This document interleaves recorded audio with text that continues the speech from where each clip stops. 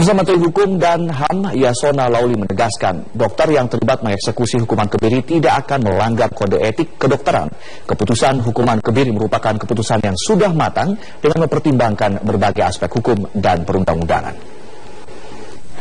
Perpu ini dimaksudkan untuk mengatasi salah satu poin pemberatan hukuman yang ada di Perpu nomor 1 tahun 2016 tentang pelindungan anak adalah pemberian hukuman kebiri.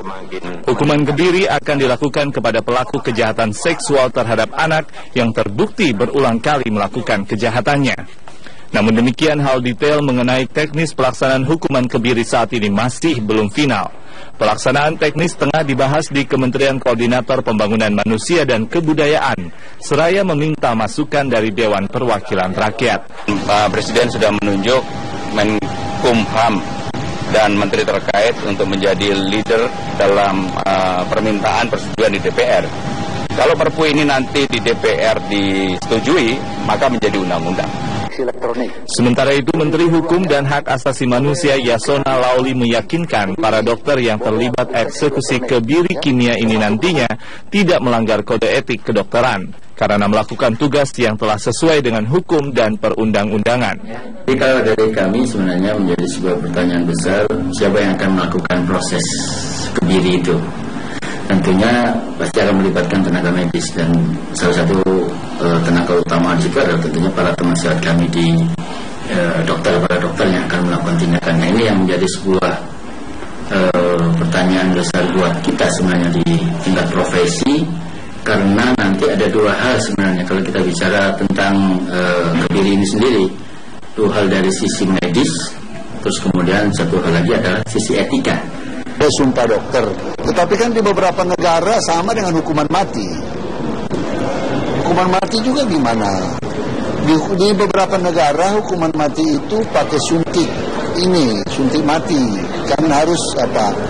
Jadi saya kira kalau perintah hukum, ya mereka kan pasti tidak bisa mengelak untuk itu. Itu kan perintah hukum, semua kita patuh hukum. Hukum kebiri yang akhirnya dimasukkan dalam draft Perpu adalah pelaksanaan hukuman kebiri secara kimiawi. Pelaku nantinya akan disuntikan zat anti-androgen yang dilakukan secara berkala setiap 1 hingga 3 bulan.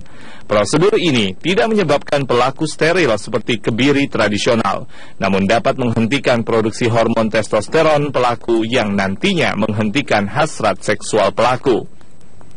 Hukum kebiri sebenarnya telah diterapkan di beberapa negara di dunia. Di Asia, negara Korea Selatan merupakan negara pertama yang menerapkan hukuman kebiri kimiawi. Masyarakat berharap hukuman yang diperberat ini akan menekan jumlah kasus kekerasan seksual pada anak. Tim Liputan, Metro TV. Sementara itu, masyarakat menyambut baik penerbitan Perpu pengganti undang-undang untuk menjadi dasar bagi pemberian sanksi hukuman lebih berat bagi para pelaku tindak kekerasan seksual terhadap anak.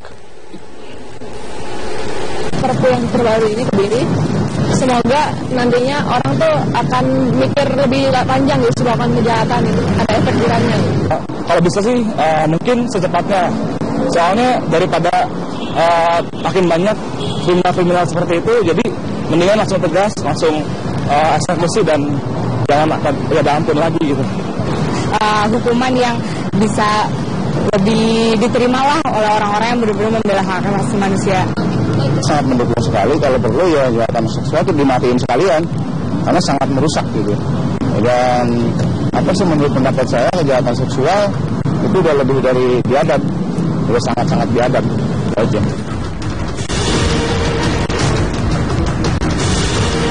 pidana mati, seumur hidup, atau pidana penjara paling singkat 10 tahun dan paling lama 20 tahun.